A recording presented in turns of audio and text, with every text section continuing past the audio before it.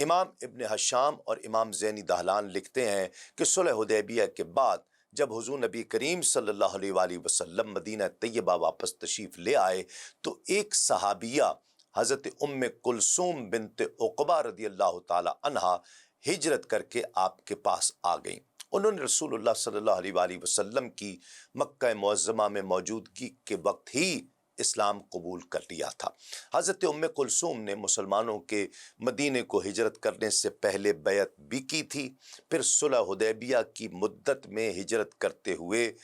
پاپیادہ مکہ مکرمہ سے مدینہ طیبہ پہنچ گئیں۔ ان کے ہمراہ بنو خزاعہ کا ایک شخص تھا، یہ حضرت عثمان غری رضی اللہ تعالیٰ عنہ کی والدہ کی جانب سے بہن تھی، کیونکہ ان کی والدہ نے ان کے والد کی وفات کے بعد عقبہ بن ابی معیط سے نکاح کر لیا تھا، جس سے ولید بن عقبہ اور ام کلثوم بنت عقبہ آپ کی ولادت ہوئی۔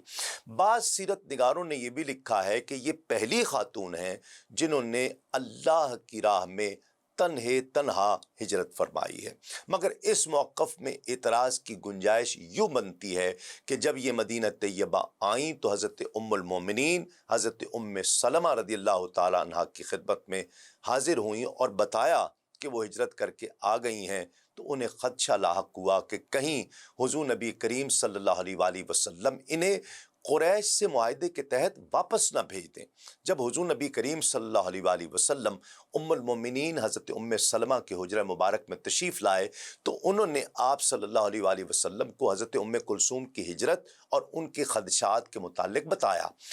آپ صلی اللہ علیہ وآلہ وسلم نے صحابیہ کو خوش آمدید کہا، تاہم اس دوران مکے سے حضرت ام کلثوم کے دو بھائی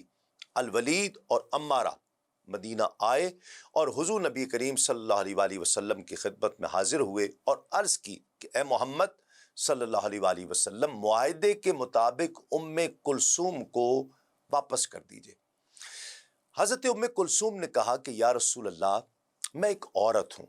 عورتیں کمزور ہوتی ہیں، کیا آپ مجھے کفار کی طرف لوٹا دیں گے یہاں تک کہ وہ مجھے میرے دین سے متعلق فتنے میں ڈال دیں؟ میں عورت ہوں، شاید اتنا صبر نہ کر سکوں۔ اور اس وقت قرآن مجید میں نازل ہو گیا کہ اے اہل ایمان، خواتین واپس نہ کی جائیں اور صلح حدیبیہ کی وہ شرط صرف مردوں کے لیے ہے۔ تاہم قرآن نے یہ شرط لگائی کہ پناہ دینے سے پہلے عورتوں کو خوب آزما لیا جائے۔ اس طرح ارشاد ربانی ہوا، اے ایمان والو، جب تمہارے پاس مسلمان عورتیں کفرستان سے اپنے گھر چھوڑ کر آئیں تو ان کا امتحان کرو۔ حکم الہی کے تحت حضور نبی کریم صلی اللہ علیہ وآلہ وسلم نے الولید اور عمارہ کو صاف انکار کر دیا۔ ناظرین کرام، مسلمان خواتین جو ہجرت کر کے آئیں، ان کی آزمائش کا مفہوم یہ ہے کہ وہ خاتون قسم اٹھائے کہ وہ کسی سے جھگڑا کر کے نہیں آئی، یا یوں کہہ لیں کہ کسی قسم کی مجرمانہ سرگرمی میں ملوث نہیں ہے، بلکہ صرف اللہ اور اس کے رسول کے لیے ہجرت کر کے آئی ہیں۔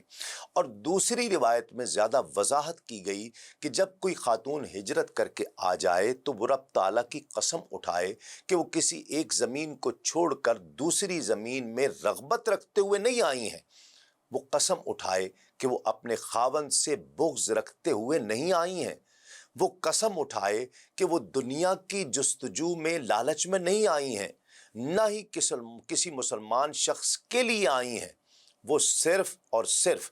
اللہ اور اس کے رسول صلی اللہ علیہ وآلہ وسلم کی محبت میں آئی ہیں۔ جب وہ اس طرح قسم اٹھا لے تو اسے مشرکین کو پھر نہیں لوٹایا جائے گا، بلکہ اس کے غیر مسلم خاوند کو اس کا حق مہر واپس کر دیا جائے گا، گویا نکاح منسوخ ہو جائے گا۔ جب عمارہ اور ولید مکہ مکرمہ پہنچے تو انہوں نے قریش مکہ کو یہ تمام بات بتائی، تو انہوں نے کوئی اعتراض اٹھانے کے بجائے رسول اللہ صلی اللہ علیہ وآلہ وسلم کی دلیل کو مان لیا۔ یہ تھی ناظرین کرام، یہ تھی صلح حدیبیہ کی پہلی برکت۔